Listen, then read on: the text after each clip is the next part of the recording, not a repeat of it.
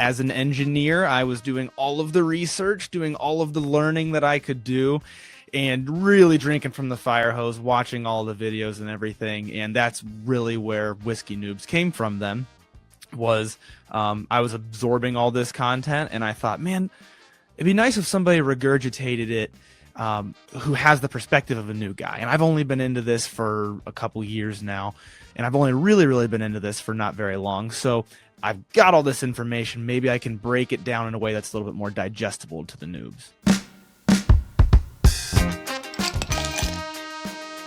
How did a product engineer for an industrial manufacturer launch a whiskey education empire? Let's find out on The Spirit Guides. Chris Chapanar is the Whiskey Noobs impresario, one of the most popular whiskey podcast hosts. He also spawned successful Instagram, TikTok, and YouTube channels. Now he's got affiliate deals. He's got his own merch store. He's leaning into that Spirit Guide life. But as he recently announced on his big Whiskey Noobs podcast, it ain't easy balancing content creation with living your real life.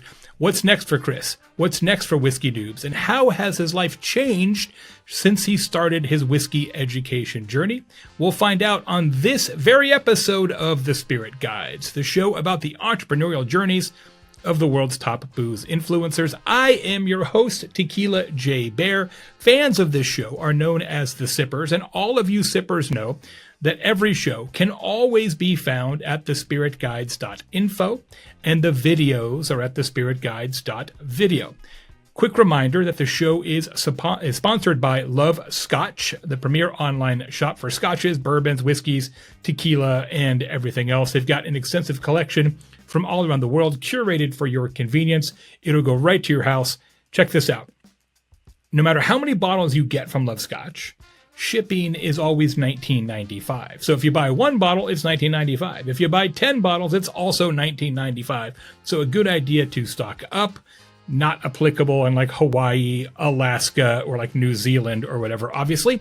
But if you're not in those places, go to lovescotch.com. That's lovescotch.com. Shows produced by our pals at Content 10X. Go to content10x.com. We recommend them for all kinds of post-production work and podcast help and all that kind of stuff. And now, here is this episode's Spirit Guide. Chris Chapanar. Chris, how you doing? Thanks for being here. Hey, I'm doing great. Thanks for having me on. I was doing some research on you, man, and it feels to me like you like to do things in batches. So if I've got the dates correct on this, okay, you graduated from the University of Akron, you got married to your wife, Maggie, you started your podcast, and you got hired at the company you still work at today, like pretty much all at the same time. That feels like a lot. Tell me about that. Yeah, it was a crazy year. That's exactly correct, though. So I graduated on a Sunday, and then the following day started my new job. About a month later, got married, and let's see, a week before that graduation, I released the first 3 episodes of Whiskey Noobs. So you were actually still in school when you released the first episodes? Yeah, I released them right before finals week, the Sunday beforehand. Wow, that is so amazing that you were so into it that early while you're still in school. Still a Zip, I think, isn't that Akron's mascots? The Zips, yeah, still a Zip. How did that happen? You were like barely old enough to drink, and you started a whiskey podcast. I know, and that actually has been a point of contention with some people online. I've definitely gotten the comments of, who's this guy to tell me about this? He's so young. But I did pretty much get into whiskey almost right as soon as I turned 21. I basically grew up around it. My dad was always big into whiskey. And as soon as I turned 21, I had already been in college. And if I'm being entirely honest, I've already had other things to drink. And I was wanting something a little bit different. I was into cigars already, because at the time you could be into cigars at 18. They hadn't raised it to 21 yet. And so I was already into cigars, and so they kind of naturally go together really well. And I'm in Ohio. It's really cold. Cigars are not a great thing to do about 6 months out of the year. So I was like, I'm going to try to get into this whiskey thing. And I started by pairing, and then started to really get into it. And so then, as many people know, it snowballs very fast. And I was as an engineer, I was doing all of the research, doing all of the learning that I could do, and really drinking from the fire hose, watching all the videos and everything. And that's really where Whiskey Noobs came from then, was I was absorbing all this content, and I thought, man, it'd be nice if somebody regurgitated it, who has the perspective of a new guy. And I've only been into this for a couple years now, and I've only really been into this for not very long. So I've got all this information. Maybe I can break it down in a way that's a little bit more digestible to the noobs. Amazing. Let me ask you about Ohio. Ohio is a bit of a control state in terms of the alcohols that are available there, and you've got state-run stores and those kind of things. Does that create some challenges in terms of availability and people being able to sort of pick up the recommendations that you make? Yeah, it's really a double-edged sword because it depends on who you ask. So the upside to being in Ohio is if I find a rare bourbon, it's really close to MSRP. I buy Weller Full Proof, it's $50. Blanton's, I think, like $60. So the state controls the pricing. We don't have these gouged prices. The downside is finding them is incredibly difficult, and you have to typically wait in line, things like that. But then the other downside of that, as you mentioned, like my recommendations, is that I always have to let people know I'm talking about things at around Ohio pricing, because sometimes things are significantly more or less expensive in other states. I spend a lot of time with budget bourbons, and I'll say, these are all bourbons under $35. And depending on the state you're in, maybe half of those shake out to like $20 and half of those shake out to like $45. So that can make it a little bit difficult, but I always just try to be clear about that because it varies so much across the country. Yeah, we have the exact same challenge on the tequila side. In fact, when we create content like that, 28 tequilas under $35, we actually produce a document that fans can download, and then we have links to where you can buy it for that price online, which is one of the reasons we work with Love Scotch, who are the sponsors of this program, actually. You started with a podcast, which is amazing to me because that's a lot of content to fill. But again, engineer, right? Super into the details. I guess it makes sense. You didn't want to start with, 45-second videos. You wanted to do the deep dive. Yeah, I started with a podcast because I love podcasts and I was a consumer of them. And none of them were really filling the exact niche I was looking for. There's really great whiskey content out there, by all means. But I was looking for something kind of specific. And I thought, you know what? I think I know how to do this. At the time, I was still very shy. Didn't really want to be behind a camera, like that type of a personality. So audio only had a really low barrier to entry. And so that's kind of where I started there. And I never expected to go into short form to the extent that I am now. But that's just kind of where it took me. How long was that gap between starting the podcast and then saying, okay, TikTok, Instagram, etc.? So I started an Instagram page before I started the podcast for promotion. But at that time, I was still in old Instagram mode. I was like, I'd post like a photo of like a bottle of whiskey. I wouldn't really do anything aside from that. Never really show my face, anything like that. And I did that for a little while. And then, of course, this was 2021. So TikTok's really in its prime. And I'm like, I really think there's a market here if I can just learn how to use it to get people to listen to the podcast. So all of it really started as a means of funneling people to the podcast. It was not intended to really stand on its own legs. And so I started on TikTok, and I had a couple do really well out of nowhere. This was probably... it's so hard to say. I would say either between 1 and 3 months into the podcast is when I was like, let's try this short form thing.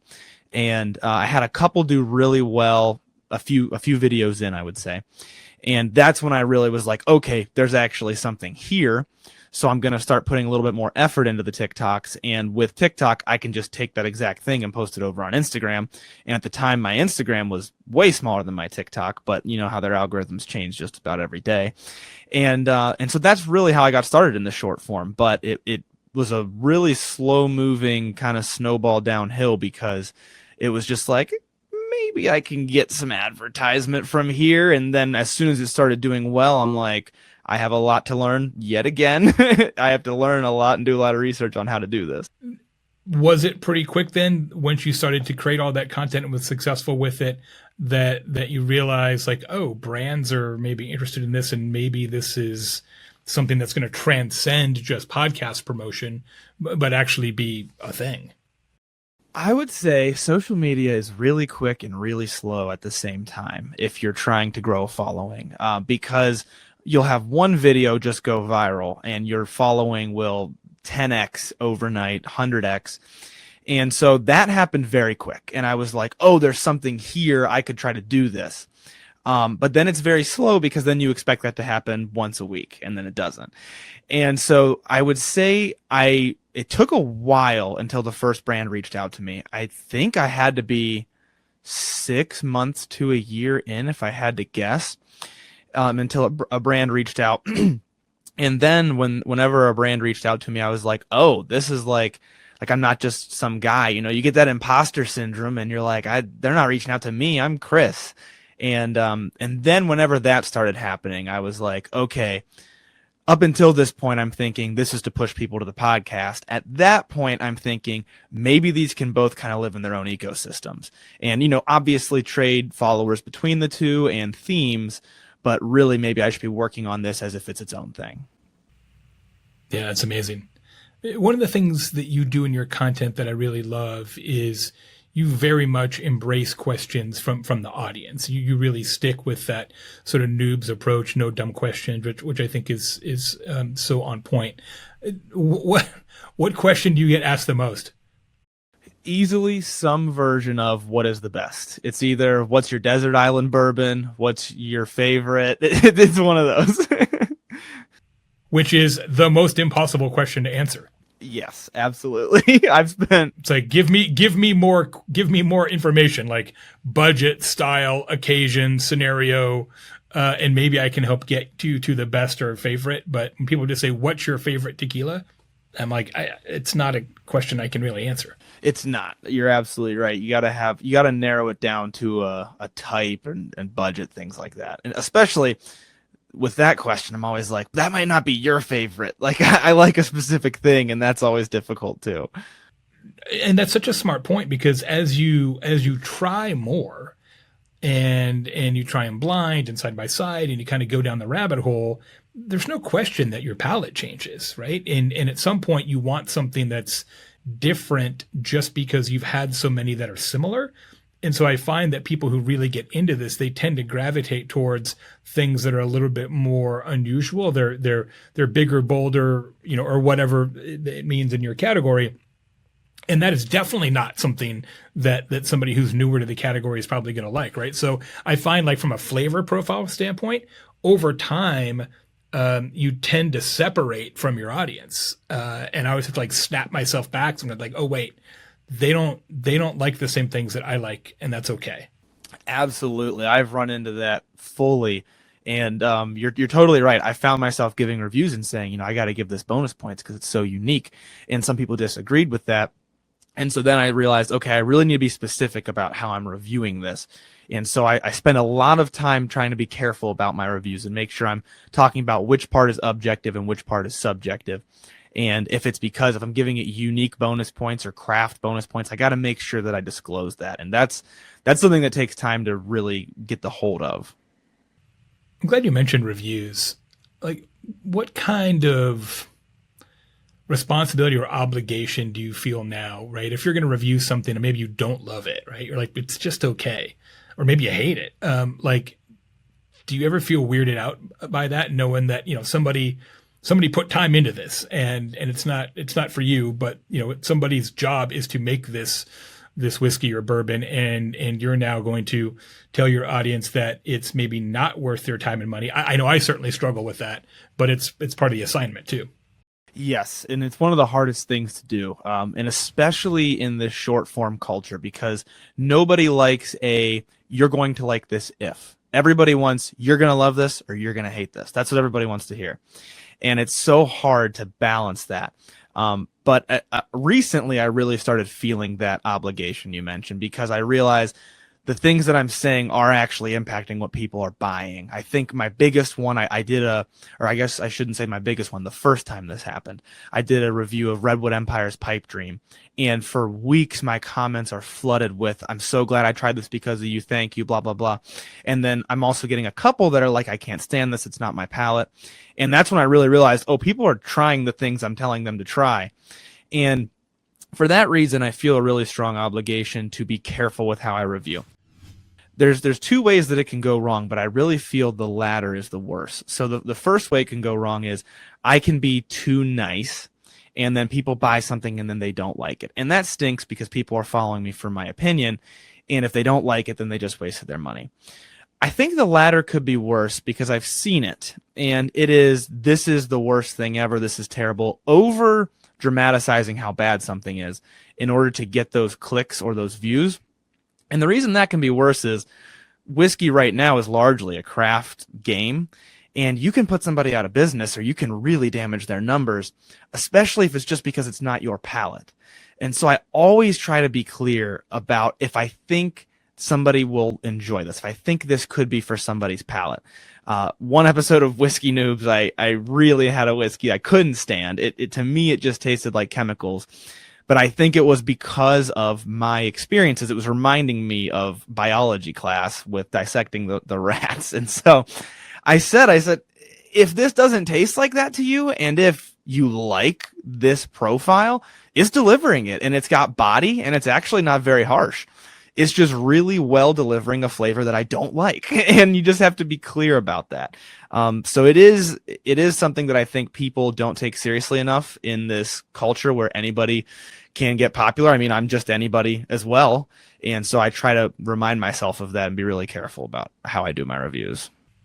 If you're down with formaldehyde, this is the whiskey for you. 100%. It's like, it can happen. It's possible. Hey, sippers. Hope you're loving this episode of The Spirit Guides. If you are, would you please follow the show on Spotify, Apple, wherever you get your podcasts, or subscribe to the show on YouTube? And the most important thing you can do for the show and for me is to leave a review. It makes a big difference. Thanks so much. Back to the show. What's been the most rewarding aspect of this for you? Oh, easily the interactions with the folks who follow me, online interactions and in-person interactions. It's been amazing. Whiskey culture tends to be very welcoming. I know a lot of people see it as intimidating, but actually the intimidating few are like the 1%. And then like the 99, that's not quite as loud as the 1, but the 99 is a lot more welcoming. So talking with people reaching out and telling me the difference that I made in their whiskey journey. I had one person email me and tell me that, I really gave him and his dad something to bond over, and they would listen to my podcast and have a glass of whiskey together. It was amazing. I'll never forget that message. That one really stood out to me.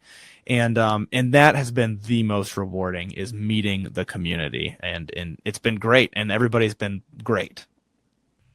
What's been the most weird or funny interaction you've had with a fan in the wild? Ooh, a weird interaction with a fan. That's a good question. I think, honestly, the weirdest interaction was probably the first one, because I had never been recognized before. And go off on a little tangent here. There's a great joke by Bo Burnham about somebody thinking that he's a jerk. And he says, and he's playing the guy at this point, and he says, somebody tells me that you're actually just really introverted and we shouldn't expect you to perform the same way off stage that you do on stage. Yeah, that's dumb. Like, that's the Bo Burnham joke. And I've never related to it more than when I got noticed for the first time, because I'm like, I promise I'm really nice, but I'm like, I'm more nervous than you are right now. Like, this is crazy. And so it took me a while to really get broken into that. You mentioned that, like, there are a lot of people in the whiskey category. It is maybe, I don't know, the most competitive or certainly the original sort of spirits content creation category. There's a lot of people who do it in different formats and in different styles. Why did you think that you could sort of crack the code? Was it focusing on newbies, or is there something else you're like, you know what, I can do this? I think there's two answers to that. The first is naivete. I don't think I realized how oversaturated it was. I think I I thought I didn't do very much research on other whiskey podcasts at the time. So I was just like, yeah, there's nothing that is what I want. I had no idea the number of different podcasts just in the whiskey category whenever I got started. So that was half of it. Definitely like a false confidence there. The other side of it, and this is what I really tried to nail home, is I've always felt one of my biggest strengths is that I like to make information relatable and digestible. And that's something in engineering that I used a lot. And I had actually a very specific moment where I was like, maybe this is like my skill. I worked in manufacturing before my current job. And so I have to go from talking with engineers who talk like you expect engineers to talk to going out on the floor and explaining it to somebody who doesn't have an engineering degree. And I loved doing that, actually. And my boss at the time specifically says, Chris, that's something you're good at. You take things, you walk in here and you talk. There's a specific engineer who talked very much like an engineer. He says you talk to him and you go out there and you explain it to somebody. And I thought that's what I want to use, because whiskey, when I got into it, super scary, and I wanted to make it less scary and make it more digestible. So that was really the thing that I thought I was bringing that was unique, and that's really still where I try to live. English to English translator. I love it. Exactly. That's what it comes down to. What impact has becoming a spirits influencer had on your personal life and your relationship with your wife Maggie and your friends? Like, how has that all shook out? It's got to be a little weird for them. Yeah, it's weird at first, and I think a lot of people don't know the work behind it. I think the biggest adjustment was whenever it started getting serious, and it was like, okay, I can't miss this podcast. Like, maybe once in a while I can cancel, but this can't be like a thing that I just do if I have time. Same with posting videos. And a lot of people don't understand that work-life balance and that it's necessary. So there was a definite adjustment period with people close to me like my wife and with slightly more distant friends. So that's been difficult. And then I think the biggest thing was it takes a lot of time away from your relationships. And for that reason, I had to get really good at focusing on those relationships when I am delegating time for them. So I've really tried I have to be very conscious about, I'm setting this time aside to be away or to be with my wife and away from the podcast stuff. I'm setting this time aside to be with my family. That balancing act has been the weirdest thing.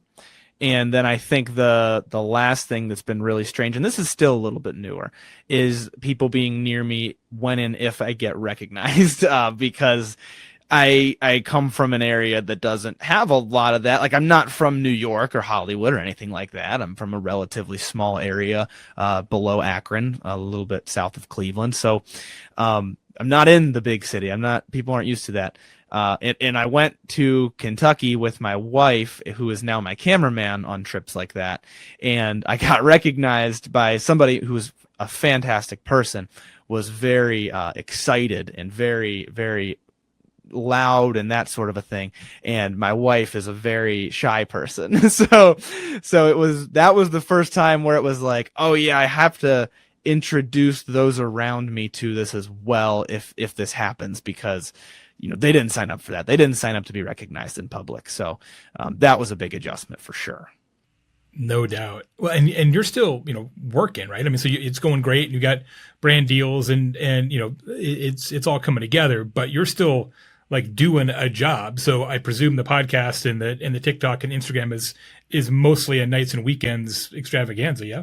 Absolutely. This is the 5 to 9, I think people are calling it now, and weekends. They always leave out the weekends, but you need those too if you're gonna still have a full-time job. Yeah, that's tricky. It really is. As I mentioned at the top of the show, you recently announced that you're going to sunset the Pioneering Whiskey Noobs podcast, which at one point was the #1 podcast on Apple for hobbies. So you decided to kind of hit the brakes on the show. How come? To be honest with you, I felt like I was a jack of all trades and a master of none. I felt like I had gotten to where I was trying to put out so much content in consistently be putting out that content that the content wasn't great anymore. And I was like, okay, something has to give. I was literally at capacity. I couldn't fill any more time in my day. There were no more hours unless I wanted to not sleep, I guess. So the biggest thing by far in terms of time sink versus following was the podcast.